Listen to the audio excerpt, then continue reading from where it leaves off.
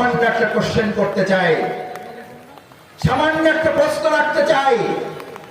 যে নেতা সালাতুল জোহরের আজান হওয়ার পর মসজিদে গিয়ে আল্লাহর হক আদায় করে না, আল্লাহর হক ফাঁকি দেয়, আল্লাহর হক ফাঁকি দিতে যার হৃদয়টা খাবে না, সে আপনার হক ফাঁকি দেবে, আপনার হক মেরে খাবে, তাতে কি তার সামান্য হৃদয় কাঁপবে? আল্লাহর হক যে মেরে খায় সে মানুষের হক প্রতিষ্ঠা করতে পারে না। হক যে প্রতিষ্ঠা করে সেই জনগণের হক আদায় করতে পারে। আগামী দিনে আল্লাহর হক আদায়কারী নেতৃত্বে মাহফিল পরিচালনা করব। কেন? এটা জামাত ইসলামের আবদার না, এটা শফিকুল ইসলাম মাসুদের কোন আবদার না। আমি আপনাদের সন্তান, আপনাদের ভাই, আপনাদের বন্ধু। আমি 2001 সাল থেকে এই প্রিয় বাউফল 1992 সালে আমার প্রিয় ধান্দি মাদ্রাসা থেকে আমি দাখিল পাশ করেছি।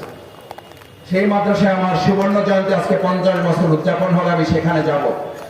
আমি সেই মাদ্রাসা পড়াকালীন সময় থেকে আমার শ্রদ্ধেয় ওলামায়ে কেরাম এখানে অনেকে আছেন, আমি তাদের ছাত্র হওয়ার যোগ্যতা রাখি না। সম্মানিত ওলামায়ে কেরামগণ, আমি সেই সময় 2007 সালে বাউফলে পাবলিক ফিল্ডে, তখন আমি ইসলামী ছাত্র শিবিরের কেন্দ্রীয় সভাপতির দায়িত্ব পালন করি।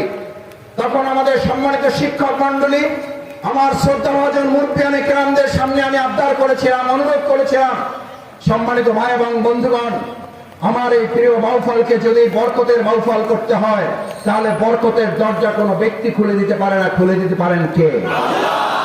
সে আল্লাহর নির্দেশ বাস্তবায়ন যতক্ষণ জমিনে না হবে ততক্ষণ পর্যন্ত আপনি বহু সংস্কার করতে পারেন, কোন সংস্কারে আমাদের ভাগ্যের কপাল খুলবে না যতক্ষণ পর্যন্ত আল্লাহ আল্লাহ রসুলের নির্দেশ অনুযায়ী সমাজ পরিচালনা না করা যাবে। আজ এখানে যে সমস্ত ভাই এবং বন্ধুগণ এসেছেন, আমাদের এই প্রিয় বাউফল 2024 সালের জুলাই আগস্টের গণ অভ্যুত্থানের পরে যে সুন্দর চেহারায় বাউফলের তৈরি হয়েছে, এই সুন্দর চেহারায় আমরা যদি আজকে দেখি, আবার কেউ এটাকে কালিমা লেপন করছেন, আবার কেউ চাঁদা আদায়ের চেষ্টা করছেন, আবার কেউ দখল বাণিজ্যের দিকে যাচ্ছেন, আবার কেউ মাদকের ব্যবসা করছেন,